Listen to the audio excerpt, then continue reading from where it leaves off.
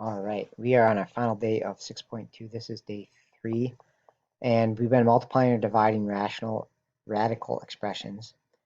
This one, we have like a new type of question, which is called rationalize the denominator, and it kind of sounds like something the Terminator would say. So we have Terminator here to help us today.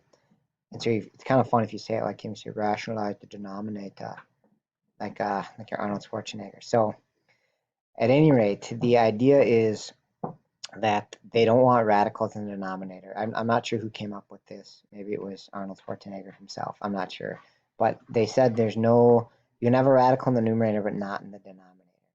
Okay, so the deal is in the last lesson, what we did on these questions was we like made it into one check mark and then it cleaned up. So sorry, I'm the struggle bus here a little bit. We made it into like 30 over 7, and then this fraction cleaned up, right? But in this particular case, 30 over 7 doesn't divide and doesn't clean up at all. Okay, so what we're actually going to do instead of doing that is we're going to multiply the top and bottom by something that wipes out the radical in the denominator. Okay, so we've done this before. So like if you have a fraction 1/2 and say you wanted to find like a common denominator with some other fraction, you could take the top and bottom times 5 and you still have the same value 5/10. You've just simplified it, or not simplified it, but made the denominator different. All right, so we're going to do that same trick here. We multiply the top and bottom by the same amount. Maybe I'll leave that up there as a reference. Okay, so here what we want to do is, maybe some of you can figure this out, but we're going to take it multiplied by a radical. And if we actually use square root 7, that'll work great because then we'll get radical 49. And then that'll clean up to just 7. Sorry, I ran out of space. I never planned this out very well if you can't figure out. So maybe I'll move this up here. All right, and so that's great because now we have just a regular number in the denominator. All right, and so then the numerator would become square root of 210. And then we could see if any perfect squares divide 210, but I don't think any are going to do it. So we're just going to leave it as root 210 on the top. And that's our answer. Sorry, that looks really bad. Maybe I'll try and rewrite it. Square root of 210 over 7. All right, and so generally on a square root one, it's not too bad. Like if I have root 2 over root 9, you could, no, root 9 is a perfect square. That's a poor example. Let's do root 2 over root 5. You could kind of think, what are you going to multiply the top and bottom by here? Okay, and hopefully you'd figure out that just whatever is down here. So we take it times root 5. And then on the top we have square root 10. On the bottom we have square root 25. And so we end up with root 10 over 5, because square root of 25 comes out perfect. All right, and we don't divide these, right? Sometimes students might think you want to do 10 divided by 5 here, but one's a radical and one's a number, so don't divide them there. All right, so here's one more for you to try. You have to rationalize the denominator like Arnold Schwarzenegger. So he's got the shotgun and he's going to blow away the radical in the denominator. Okay, so see if you can figure out what do you got to multiply top and bottom.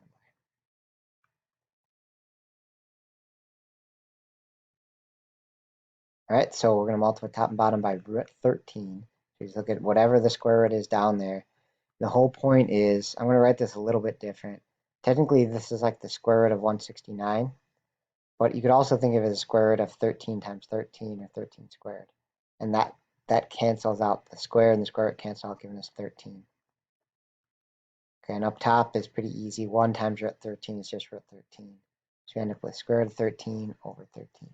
You might have done something similar to this back in geometry class last year. It's very possible. We did something like that. Sorry for the wonky looking thing there. Square root of 13 over 13. All right, one more for you to try before I move on here.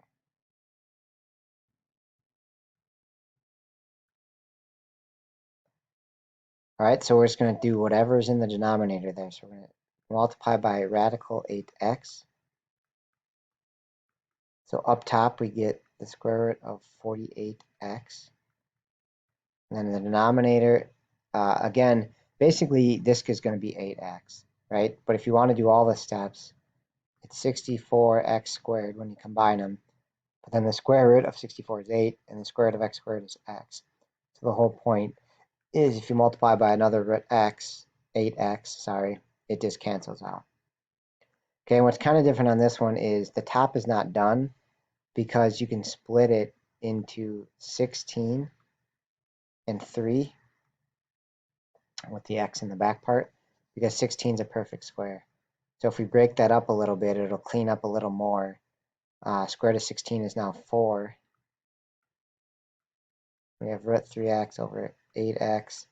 And then the 8 and 4 are both outside of the radical, so they can cancel, becoming 1 and 2. So I have a 1 here, and then this is going to be 2x. All right, so this one cleans up. And again, students are tempted to want to cancel the x here, but x is here, but it doesn't work like that because 1's inside of a root and 1 is outside of it. So far we've done square root 1. So now we're gonna throw a little twist at us here, and we're gonna do a third root 1. And we've got to do the rationalize the denominator. Okay, so we got to figure out what are we going to multiply by here. All right, so what's different is because this is a third root, we need 3 total. So I need 2 more third roots of 5. All right, and we want to multiply the top and bottom by that. Okay, and so the reason is in the denominator you get a third root of 125 or a third root of 5 times 5 times 5, which is 5 cubed. But either way, those clean up to be just 5.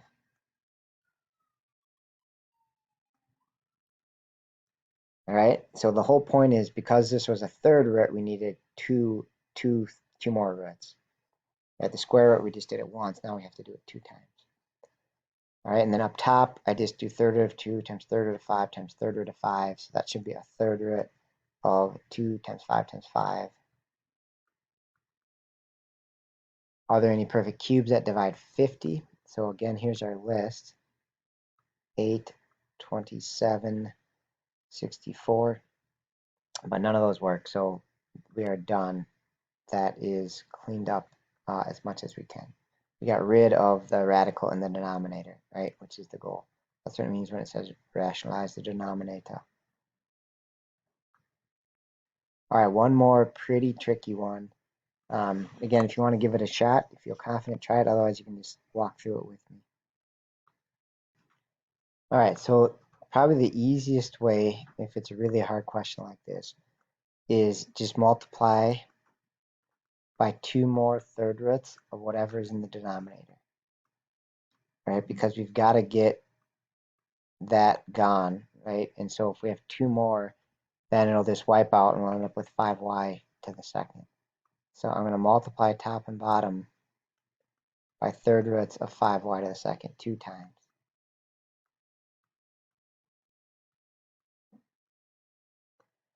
All right, and so what'll happen is, again, you can do all this work if you want, but it'll be a third root of 125 y to the 6th, and that'll just clean up to 5y squared, right? And you can kind of skip that part if it's conceptually making sense.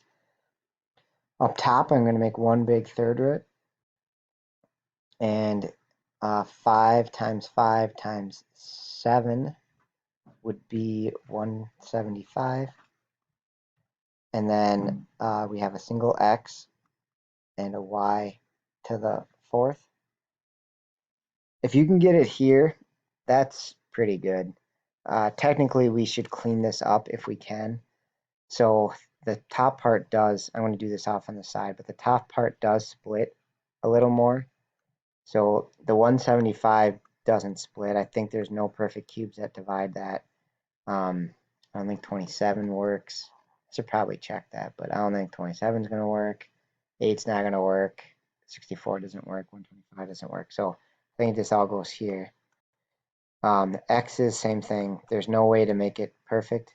But y to the 4th, we can actually put y cubed here and 1y in the back. And then this becomes y with a bunch of leftover stuff. 175 xy. So if I clean this up a little bit, it becomes y times third root of 175 xy all over 5y squared. And then this y squared is like y times y, so you can cancel out a y. So our final answer would be a third root of 175 xy all over y, because we have one of the y's, no, sorry, 5y, because you have one of the y's cancel out. So this is our final answer right there.